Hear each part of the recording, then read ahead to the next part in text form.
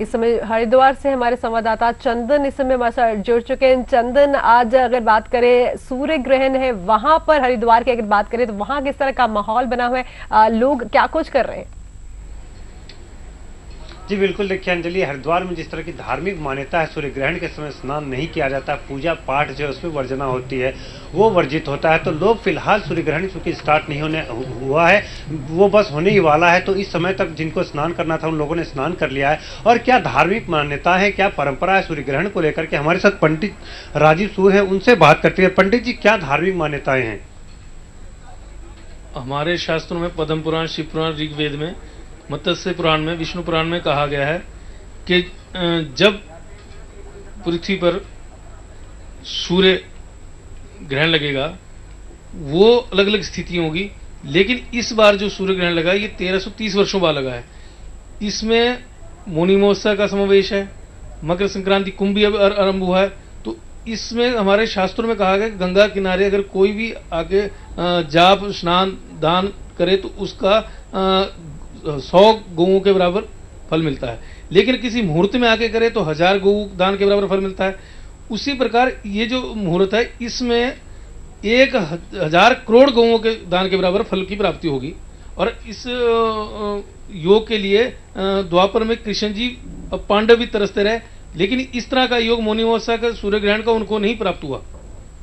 तो अंजलि, आप सुन सकते हैं कि इस तरह का योग जो है बहुत रेयर है, बहुत दुर्लभ इस तरह का क्षण होता है। और इसी दुर्लभ क्षण में पुण्य को कमाने के लिए, पुण्य अर्जित करने के लिए हरिद्वार में गंगा के घाट पर लाखों की संख्या में श्रद्धालु पहुंचे हुए हैं। जी चंदन, अगर बात करें 34 साल बाद ये सूर्य ग्रहण आ रहा है, इस तरह का सूर्य ग्रहण अगर बात करें और एक लंबे समय तक ये रहने वाला है, वहां पर जिस तरह से आपने बताया कि दान पुण्य चल रहा है, साथ ही कुछ डर भी बना हुआ है क्या लोगों में, क्योंकि अलग अलग लोग पर इसका अलग अलग असर हो सकता है?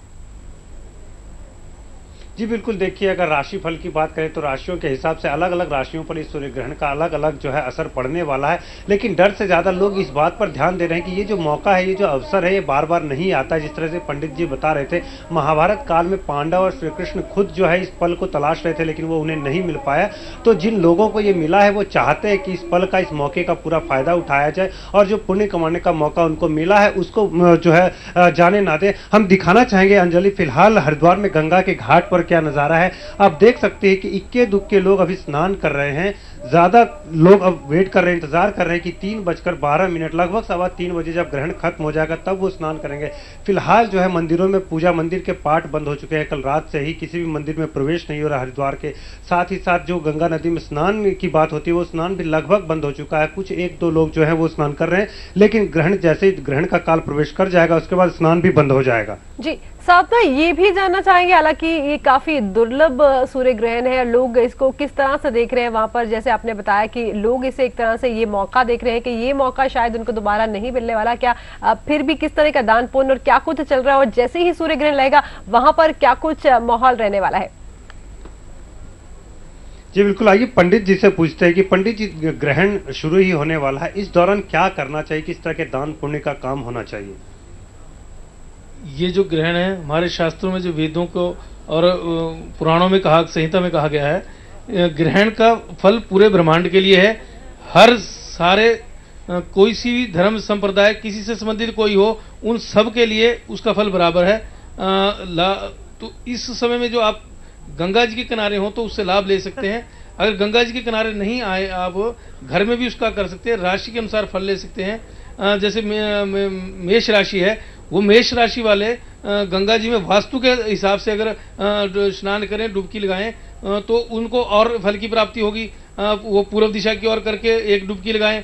उसी प्रकार में वृष राशि वाले वो क्रम में 2 डुबकी लगाएं, तुला वाले 7 लगाएं, मीन वाले 12 लगाएं। तो उन सब की दिशाएं पूर्व या उत्तर रखें तो उनको इसमें और अच्छे फल की प्राप्ति होगी। और इसमें दान जो करना है सब राशि वाले अलग अलग कर सकते हैं, लेकिन जो सामान्य करना है, अगर घर में आके यहाँ नहीं आ पाते हैं तो घर में बाल्टी में गंगा जल की कुछ बूंदे डाल के 1 लोटा अपने ऊपर मेष राशि वाले डाल लें और तुला राशि वाले 7 डाल लें। इस प्रकार सब कर सकते हैं। और नारियल अपने सिर से उतार के 3 बार उसको बहते जल में बहा दें। 1.25 किलो दूध रख लें।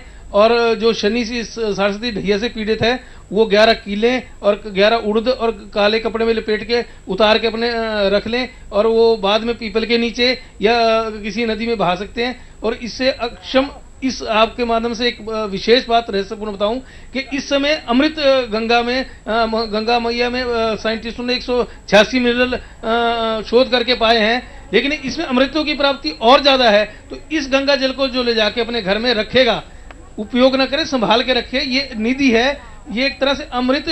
हमारे इस समय 33 करोड़ देवी देवता पृथ्वी पर इस समय विराजमान है, जिसे आप शायद और मैं देख ना पाए, लेकिन उनका भी समावेश इसमें पुण्य की प्राप्ति है।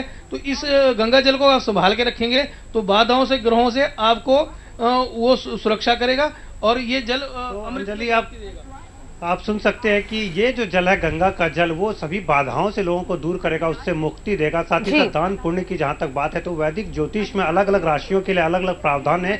गंगा के घाट की बात करें तो यहाँ पे जगह जगह पे ज्योतिषाचार्य भी मौजूद है, उनसे लोग संपर्क कर रहे हैं कि उनको क्या दान करना चाहिए, किस तरह से स्नान करना चाहिए ताकि उनको अधिकतम पुण्य प्राप्त हो सके। जी बिल्कुल, और हम देख रहे हैं कि आसपास लोग यहाँ पर इस मौके को गंवाना नहीं चाहते। आज ये सदी का सबसे लंबा सूर्य ग्रहण है और इस मौके को काफी उत्सुकता के साथ वो देखना चाहते हैं। आप बने रहे हमारे साथ, हमारी खास पेशकश जारी रहेगी। अब आपसे भी बातचीत जारी रहेंगे प्रोफेसर टंडन, और यहाँ रुकेंगे एक छोटे से ब्रेक के लिए।